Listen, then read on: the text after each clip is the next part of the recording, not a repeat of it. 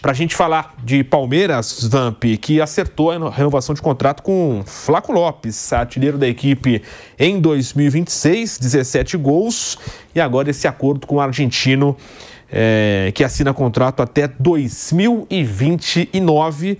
Atualmente o contrato se encerraria em 27, então já prolonga esse vínculo com o Flaco Lopes. Palmeiras que recebe o River Plate nesta quarta-feira pela Libertadores, também em casa, Vamp.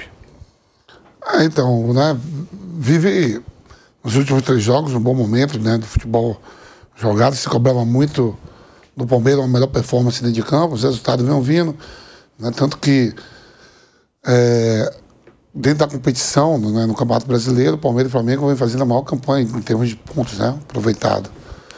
Né, o Palmeiras nos últimos jogos vem jogando bem, o Tigrinho, o Vitor Roque ganhando mais espaço, confiante, o Flaco Lopes jogando muito também. Eu acho que o Flaco Lopes chamado até para renovar o vínculo dele, deram um aumento, né?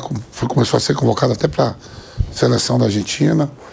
O Palmeiras que poderia vir até com uma sobra maior, mas joga em casa. Se perguntasse antes para o torcedor palmeirense, para qualquer assina aqui um 0-0 contra o River e se decide aqui, todo mundo assinaria na hora. Aí veio com 2-1, eu vi até depois do jogo coletiva do Abel meio cabisbaixo, porque tomou aquele gol. Né? Mas é uma vantagem muito boa. Vantagem muito boa, pode até perder por um gol de diferença para levar a partida pelos pênaltis.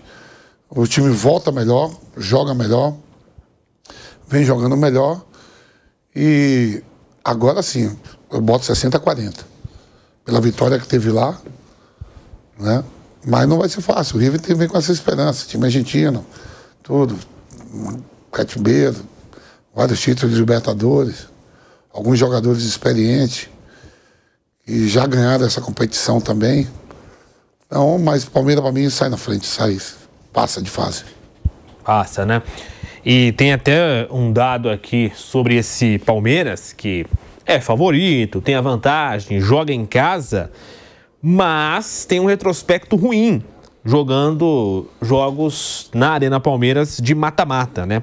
Amanhã o Palmeiras entra em campo contra o River e um dado muito positivo é que a equipe argentina vai precisar fazer o que não costuma acontecer com o Palmeiras desde 2021, que é perder em casa no mata-mata da Libertadores. No entanto, curiosamente, né, para completar esse número, a última equipe que derrotou o Palmeiras em sua casa foi justamente o River Plate, mas naquela época, aquele jogo que todo mundo lembra, não foi possível se classificar, né? Desde então foram 11 partidas com 3 vitórias e incríveis 8 empates. É realmente muita coisa, né? E aí foi o número que eu falei agora. Tem esse número de não perder, mas não vence. O Palmeiras não vence em casa em um jogo de mata-mata de Libertadores desde 2022, há 3 anos, que foi nas oitavas de final contra o Cerro Porteño. E aí, nesse período, foram 7 jogos com 7 empates. Tem aqui esses jogos, inclusive. Palmeiras 0, Atlético Mineiro também 0, nas quartas de 22, passou nos pênaltis. Aí 2-2 com o Atlético Paranaense na semifinal de 22. Em 23, 0-0 com o Atlético Mineiro nas oitavas. Nas quartas, 0-0 com o Deportivo Pereira. 1-1 na semifinal também de 23 com o Boca Juniors.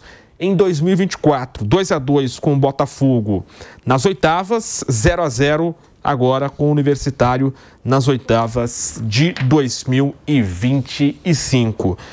Mauro César Pereira, esse Palmeiras que recebe o River, tem esse número, não costuma perder, mas tem deixado de vencer jogos de mata-mata de Libertadores. Geralmente constrói esse placar fora e na volta acaba não tendo um resultado favorável. Em alguns outros momentos passou nos pênaltis, como foi o caso lá em 22 contra o Atlético Mineiro. Eu acho que o risco que o Palmeiras corre não é um risco grande. O time é um time bem concentrado, eu não acho que vá titubear.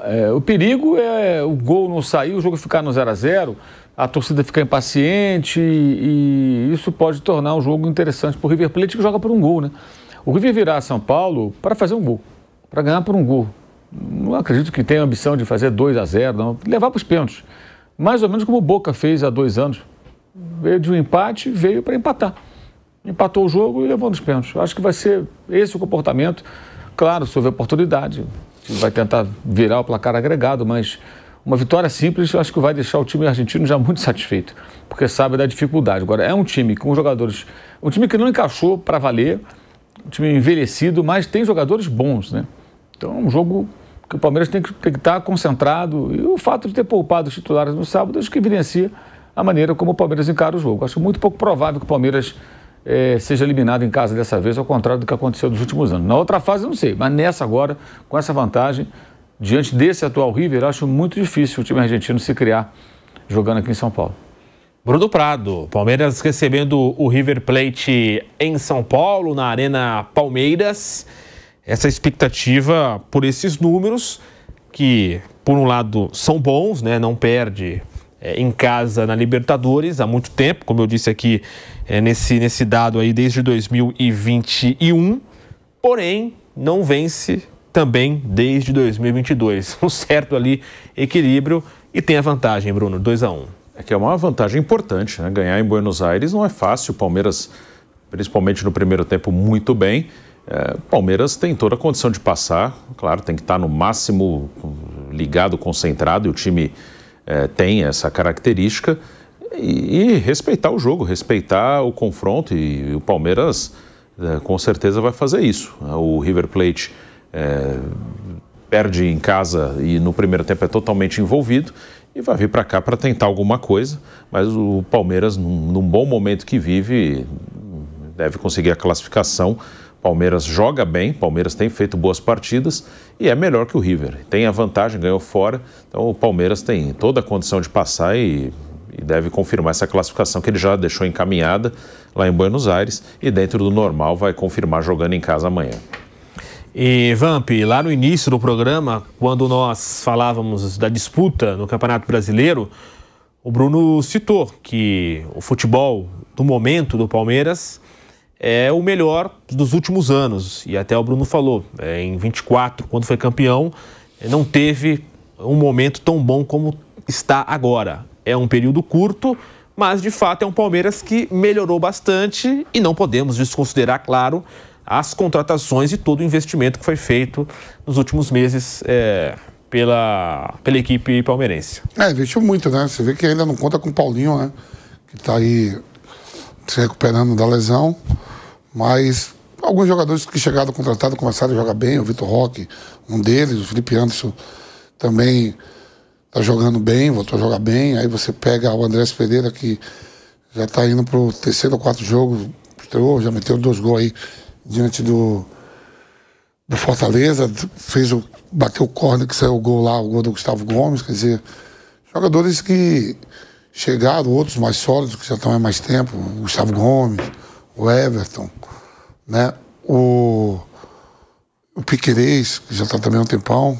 Então, quer dizer, é um time sólido, com os jogadores que precisavam estar atuando bem, nesse momento, começando a jogar bem, né? Você pega ali, aí você tem o Maurício no banco, que também joga bem. Então, o Palmeiras que diz que se espera por uma folha tão cara de contratações, quase 700 milhões, se espera um melhor futebol apresentado, né? E nos últimos 3 jogos o Palmeiras vem jogando bem. Melhorou e agora, nesse lado do chaveamento, passando, enfrenta LDU ou São Paulo. São Paulo ou LDU, São Paulo que perdeu no jogo de ida pelo placar de 2-0 fora de casa. E aí, sobre o jogo contra o River, o Kelvin é dúvida. Ele realizou um trabalho à parte no campo na última segunda. Dúvida por conta de um trauma sofrido no pé. Foi desfalque contra o Fortaleza, naquela partida em que o Abel Ferreira poupou os titulares. E agora fica a expectativa se o camisa 12 volta a atuar ou não contra a equipe argentina, né? Então, o Kelvin, que pode ser titular nesse time do Palmeiras. Vale destacar também o Andrés Pereira, como o Vamp comentou aqui com a gente, chegou muito bem, é um jogador de alto nível e que vai ajudar bastante no restante da temporada. E ele aqui nos números, ele já superou, né, em poucos jogos aqui, claro, a comparação ainda é pequena, mas ele já superou alguns números da Premier League, quando ele atuava lá no Fulham, na Inglaterra. Ele já igualou a marca que atingiu durante as 10 temporadas em que jogou na Europa. Ele já soma 3 participações diretas em gol em 3 partidas pelo seu novo clube agora, o Palmeiras, né?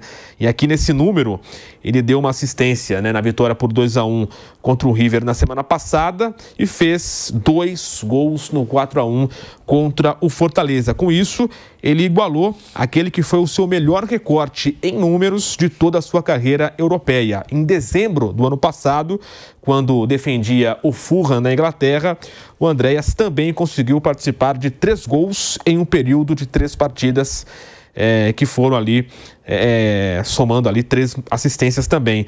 E essa marca havia sido atingida pela primeira vez pelo meia em 2022, quando ele esteve emprestado ao Flamengo e estreou no futebol brasileiro. Bruno Prado, de fato, o Andréas Pereira, um reforço aí para o meio campo, um jogador que que é um setor que é carente do Palmeiras naquele momento. O Richard Rios tinha saído, muito se falava que ele chegaria para brigar por posição, que o Abel teria uma escala de hierarquia, mas nem aconteceu isso, né? Ele chegou e já foi titular de primeira e, mais uma vez, agora embalando com gols e também assistências. O Andréas Pereira é um ótimo jogador. O Palmeiras precisava reforçar o seu meio-campo e traz um jogador com muita qualidade. O Abel, a princípio, o encaixa ali como um terceiro homem de meio, né? Eu tinha dúvida se ele usaria o Andréas na posição do Lucas Evangelista, né? Ou numa outra função. Ele colocou o Andréas como um terceiro homem ali, mais pelo lado direito, né? Manteve o Evangelista com o Aníbal Moreno pelo meio, o Andréas da direita para o meio, com um pouco mais de liberdade, o Felipe Anderson na esquerda, né? Então o Andréas se encaixou no jogo com o River lá em Buenos Aires, fez uma ótima partida nesta função. Imagino que o Abel vai repetir o time no jogo de amanhã, mas é um jogador muito bom, né? Dentro de uma mudança que o Palmeiras fez no seu elenco, né? Eu falo muito sobre isso aqui. O Palmeiras, ele reformulou totalmente quase o seu elenco, principalmente do meio para frente, né? Na defesa ele ainda preserva alguns jogadores de alguns anos no clube, o Everton, os zagueiros Gomes, Murilo, Piquerez na lateral esquerda. Do meio para frente houve uma grande modificação que começa já na metade do ano passado, com as chegadas do Felipe Anderson, do Maurício, e esse ano mudou bastante. O Flaco Lopes firmando como titular, que é um cara que também já está há algum tempo no clube. E nesse novo Palmeiras, que deve durar por alguns anos, pelo menos a ideia é essa, né, que esse time fique como o time base do Palmeiras ali por uns 4, 5 anos, imagino que a aposta é que em 3 jogadores para serem as referências técnicas desse time. Os principais jogadores, desses que vieram de fora. E o Andréas é um deles, o outro é o Vitor Roque. E imagino que o Paulinho também, a expectativa seja essa, né? Tomara que ele consiga jogar, que até agora ele não conseguiu por causa dos problemas físicos, jogou muito pouco. Mas o Andréas vem para ser uma das referências técnicas do Palmeiras e começa muito bem a sua passagem pelo clube. É isso, então fica também o convite para você que nos acompanha aqui pela Jovem Pan na próxima quarta-feira, né? Amanhã, 21h30, Palmeiras e River Plate, cobertura da Jovem Pan no jogo de volta das quartas de final da Libertadores da América.